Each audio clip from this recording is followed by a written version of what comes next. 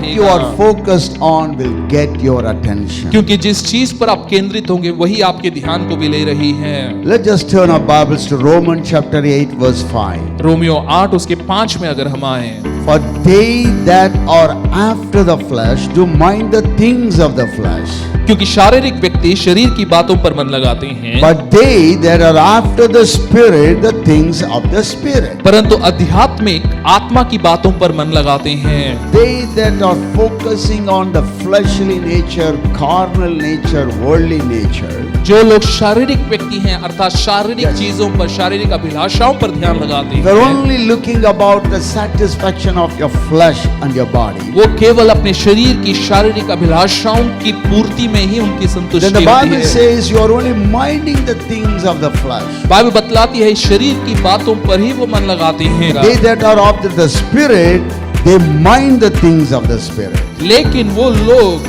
जो आत्मिक बातों की ओर मन लगाते हैं वो आध्यात्मिक Let हैं। me tell you, if you are looking at your weaknesses all the time, अगर आप हमेशा अपनी कमजोरियों को देखते हैं, you will be attracted by that. आपका ध्यान उसी की ओर If जाएगा। you're always looking at the sinfulness of things, अगर पापी स्वभाव की ओर ही अगर आप देखेंगे, you know you are sin conscious. आप पाप के विषय में ही आपका You will be ध्यान, attracted by that. आप उसके साथ में ही सोचते रहते If हैं। you're always looking at or focusing on fear and worries and anxiety, अगर हमेशा डर, चिंता, घबराहट इसी पर आपका ध्यान है, they will have your mind, your attention. तो फिर वो आपके मन को, आपके पूरे ध्यान को अपने पास रखेंगे। So if you want the freedom from some of the areas in your life, अगर आप अपने जीवन में कई क्षेत्रों में छुटकारा चाहते we know हैं, that we have the Holy Spirit. हम जानते हैं कि हमें पवित्र आत्मा He है, gives us power and love and abilities. वो हमें सामर्थ्य देता है, क्षमता देता है, But still we are struggling in some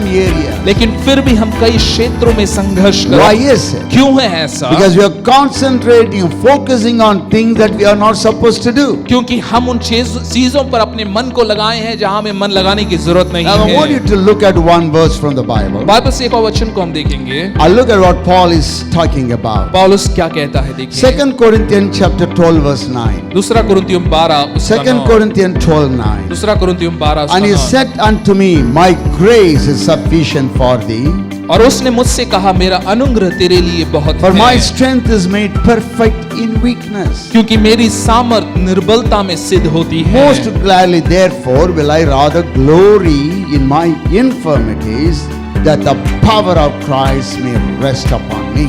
इसलिए मैं बड़े आनंद से अपनी निर्बलताओं पर घमंड करूंगा कि मसीह की सामर्थ मुझ पर छाया करती And रहेगा। God is telling, My grace is sufficient for thee. और परमेश्वर ने पौलुस से कहा मेरा अनुग्रह तेरे लिए And then काफी God है। makes a revelation right here. फिर यहाँ पर प्रभु ने ताली So बजा my रही है। strength is made perfect in weakness. और मेरी सामर्थ निर्बलता में सिद्ध होती So what is है। the point Paul is making here? पौलुस यहाँ पर क्या कह रहा Don't be है? always looking at your weaknesses. हमेशा अपनी कमजोरियों को ना देखते रहें। If you have committed a mistake, अगर आपने गलती की है, come and confess to God.